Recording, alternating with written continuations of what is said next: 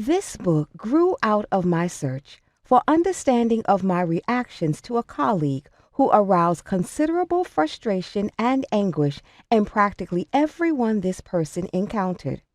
However, none of us talked to each other about it, and I continued to engage in much self-examination, looking for my unresolved issues that could be making me react so strongly to this person. Nothing I could think of seemed to fit, so I continued to try to dissolve my resistance and defenses, all to no avail. A meeting with colleagues started me on a more fruitful path. The meeting was on a professional concern, but I happened to make a comment that I went home and took 2 headache pills after a recent conversation with the distressing colleague. I was surprised to hear from every person at the meeting, about 10 people, that they, too, had headaches or stomach aches every time they interacted with the person. Although we didn't spend much time recounting our reactions and experiences, I realized that part of the problem was the other person.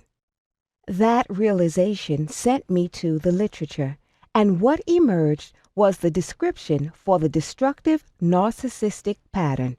Everything fit, including the personal reactions I'd had with the colleague. Researching causes and development of the destructive narcissistic pattern, DNP, led me to reflect about the effects on a child when either one or both parents had the pattern. As I continued to explore the research, I began to better understand some of my personal experiences and those that many of my students and clients had reported. Many of their adult reactions, behaviors, and attitudes could be a result of having one or more parents who had a destructive narcissistic pattern. Out of these realizations and experiences emerged this book.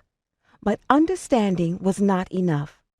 If what I'd learned was to truly be helpful, I needed to find a way not only to explain the destructive narcissistic pattern in ways that would be easy to understand, but to provide some personal growth strategies as well.